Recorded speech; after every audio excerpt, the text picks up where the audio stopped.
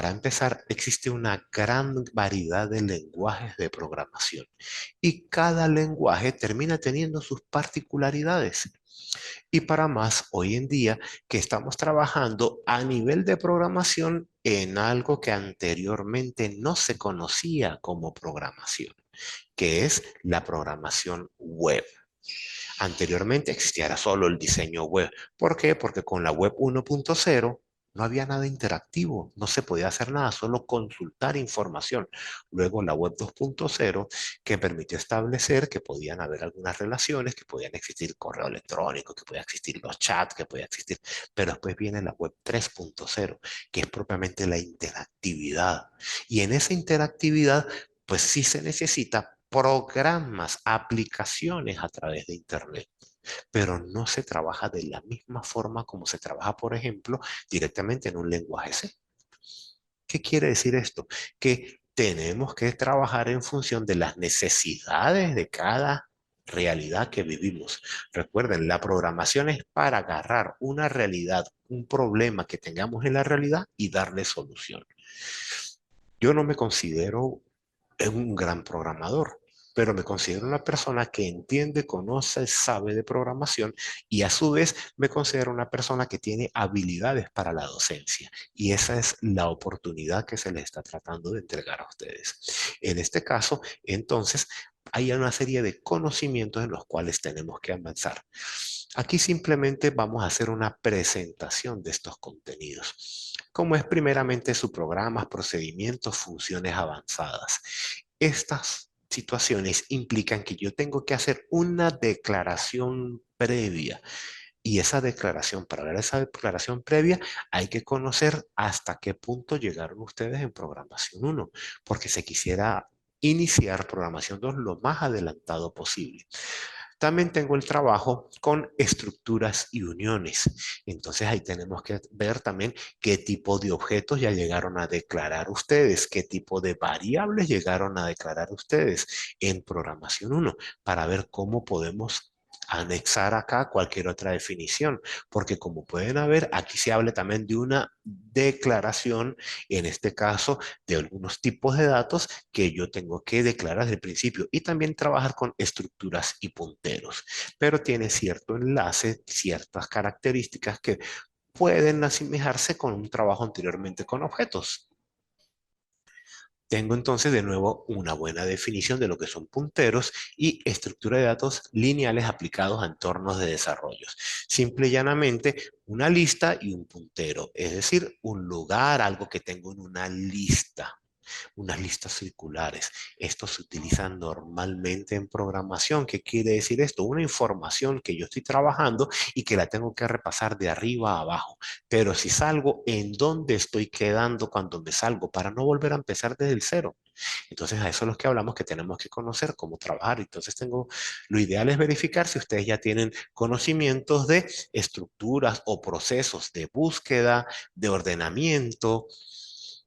Tengo pilas, colas, recursión aplicada a entornos de desarrollo. Esto es algo que se ha trabajado toda la vida, las pilas y las colas. ¿Cómo trabaja una impresora? A través de la cola de impresión, es decir, archivos que se van almacenando en un lugar. ¿Cuál es el entorno natural de trabajar las colas de impresión?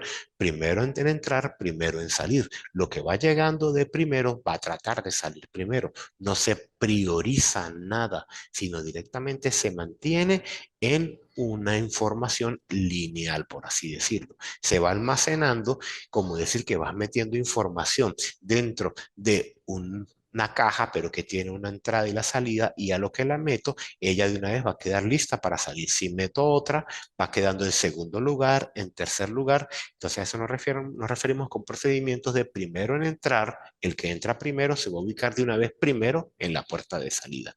Pero entonces necesitamos tener esa información. Estructuras de datos no lineales aplicadas a entornos de desarrollo y, perdón, por último, archivos de datos. Esta es otra parte muy importante, pero ¿qué sucede? No es igual trabajar en un lenguaje C a que estés trabajando directamente con, por ejemplo, bases de datos, a que estés trabajando. Entonces vamos a ver qué están trabajando ustedes y qué puedo hacer yo por ustedes porque supongo que ustedes ya están teniendo algún trabajo activo en sus profesiones y es ver hasta dónde podemos llegar. Siempre recordando, por lo que estamos hablando, que vamos a trabajar en una función general de un programa. Y aquí es en donde entonces viene lo que estaba hablando. Si yo voy a hacer unas declaraciones acá de funciones, una llamada adicional de un archivo adicional o de una rutina adicional, funciones y rutinas adicionales, aquí yo lo tengo que declarar. Si estoy trabajando en función A, asignaciones, quiere decir que yo tengo que conocer si hay algunos elementos que yo los voy a estar utilizando de entrada y salida. Muchas veces los punteros, las banderas, tienen asignaciones y tengo entradas, control y salidas. Entonces, tenemos que conocer cuáles son sus necesidades reales. En términos generales, se puede trabajar en algunos de estos entornos. Me explico. Si vemos que tenemos que trabajar en un entorno netamente educativo, trabajamos con Pisain, con todas las limitantes que puede tener Pisain. Pisain es simplemente un entorno de desarrollo. Pisain no tiene más aplicación, por así decirlo, que para el desarrollo. Vamos a tratar de verlo en este momento. Pisain es una herramienta que asiste para la enseñanza de la programación. Es fácil, es intuitivo, es sencillo, pero entonces no me va a dar facilidad para algunas otras tareas si ya estamos más avanzados en programación. ¿Qué es lo que debemos saber? Conocer en dónde estamos y qué necesitamos. ¿Por qué? Porque si vemos que estamos avanzados, tendríamos que ver otra posibilidad. ¿Cuál es la otra posibilidad que podemos tener? DEPC. DEPC ya es como tal, es una plataforma que yo voy a tener, es un entorno de desarrollo que yo voy a tener que me va a permitir escribir código en C y a partir de él obtener unos resultados. Y es, por lo general el C, o mejor dicho, el C es el código con el que trabajamos por costumbre normalmente todo lo que se conoce como aplicaciones de escritorio. No quiere decir que es la única opción, existen otras opciones, pero tradicionalmente lo trabajamos en DebC. ¿Qué quiere decir esto?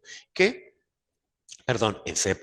¿Qué quiere decir esto? Que es una opción válida de acuerdo a lo que ustedes estén necesitados en este momento de conocer en mayor medida. Pero aquí viene lo que se podríamos decir en este momento una posible joya de la corona, que es el Visual Studio Code. Ojo, y estoy hablando de posible joya de la corona porque en teoría, al ser del Visual Studio, es decir, hacer de Microsoft, me da un entorno estable para trabajar dentro de Windows. Y normalmente la mayoría de equipos, sobre todo en nuestro inicio en el mundo de la programación, es por Windows. Algunas personas que se dedican netamente a la programación, pues ya empiezan a trabajar en otro tipo de plataforma, como Linux y Mac. Pero de todos modos tengo la opción de tener una versión estable para Linux y Mac. Vamos a estar claros, la existencia simple y llanamente de Visual Studio Code de forma de libre uso es simple y llanamente garantizar de que mismo Microsoft va a estar a la vanguardia de la posible programación. ¿Qué me soporta Visual Studio Code? Bueno, realmente me soporta toda esta cantidad de lenguajes para trabajar con ellos, pero haciendo algunas aclaratorias, que muchos de estos lenguajes permite editarlos como tal, pero no permite compilarlos o no sin antes haber instalado componentes adicionales dentro del Visual Studio Code. Entonces, no quiere decir que automáticamente yo voy a instalar solamente Visual Studio Code y ya estoy listo para trabajar con C++ o con C numeral o con Python. No. Quiere decir que ya estoy a un paso y con una sola plataforma puedo trabajar distintos entornos, porque aparte de estos que están acá, puedo trabajar directamente en lo que es los JavaScript, aquí se ve un JS, también puedo trabajar directo en lo que es los archivos de lo que hoy en día llamamos como programación web, pensando en HTML5, es decir, archivos HTML y archivos CSS, o incluye los códigos de diseño, los diseños CSS. Y aparte estamos hablando de los JS, de los JavaScript, pero también me permite trabajar con varias opciones, varias variantes, varias heredados del JavaScript, como son, por ejemplo, el TypeScript y el JavaScript. Entonces, no tan solo es el Java, sino también JavaScript y TypeScript, los que yo puedo utilizar con este mismo Visual Studio Code. ¿Es el mejor? Depende de cada uno, cada quien decide qué es lo mejor. Lo que sí es importante es entender que el lenguaje que nosotros escogemos es, por lo menos lo que estoy mostrando hasta ahorita es buscando que me incurra en el menor gasto posible, porque si no vamos a estar reflejándolo después en el trabajo que se está realizando si no lo está haciendo tipo freelancer. Si es posible trabajar con algunos de estos códigos, algunos de estos lenguajes que tienen su entorno como de libre uso,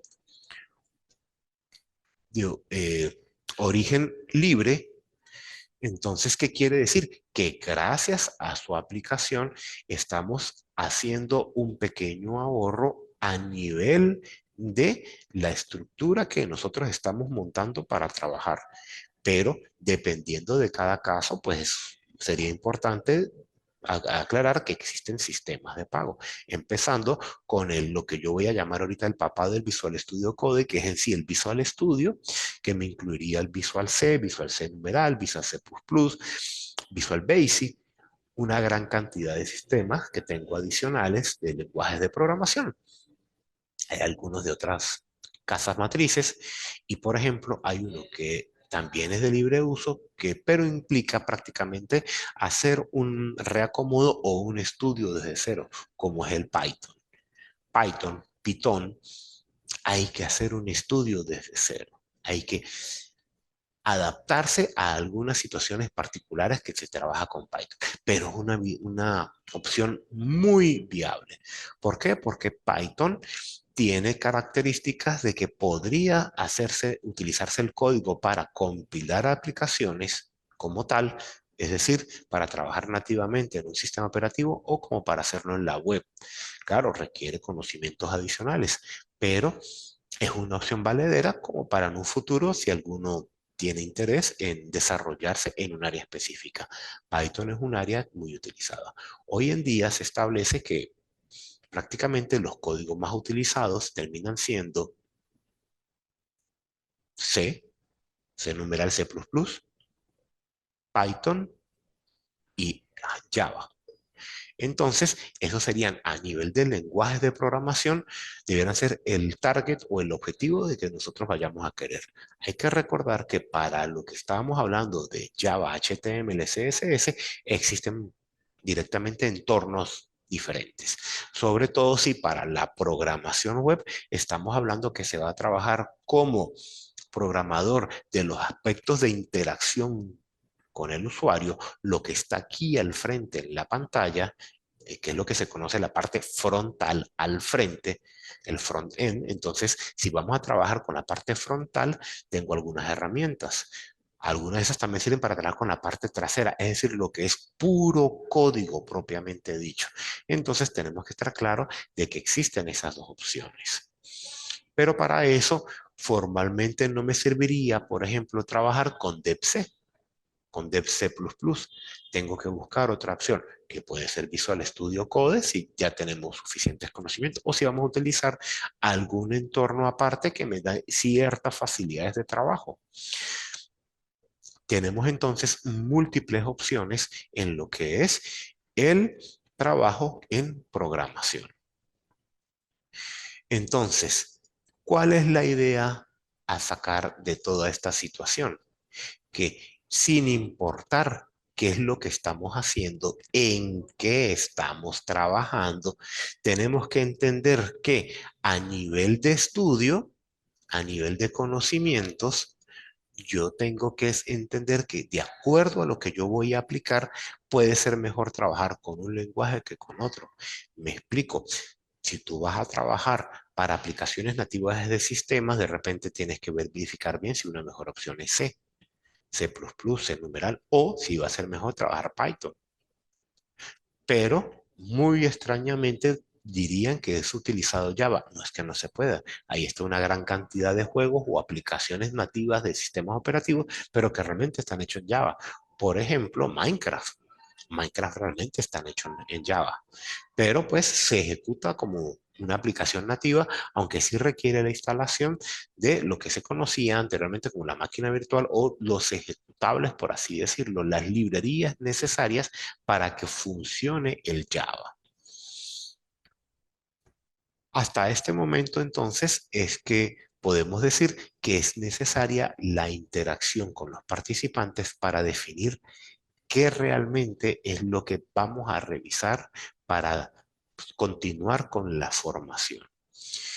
Se requiere entonces, a través de plataforma, a través de mensajería instantánea, que los participantes comuniquen en qué están trabajando, si están teniendo una experiencia actual en el área de la informática, qué es lo que consideran para tratar de hacer un acercamiento a la realidad que están viviendo. Existen muchas necesidades.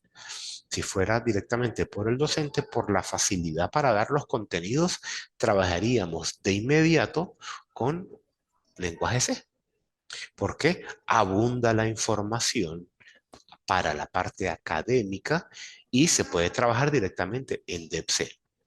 Pero pues siempre lo que le estoy diciendo es importante escuchar y ver en qué nos podemos adaptar y en qué nos podemos ayudar entre todos a hacer mejor este programa o esta facilitación de contenidos. Por el momento, entonces, quedamos a la espera de la interacción de cada uno de ustedes, los participantes. Quedo yo, Ronald Guerrero, entonces atento a cualquier situación que puedan acercarse, que puedan decirme, y con mucho gusto estaremos atentos para poder llegar a una interacción, a una verificación de la información y a una adaptación de los contenidos a las necesidades puntuales de este momento. Muchas gracias por las atenciones prestadas y estaremos pendientes para una próxima oportunidad.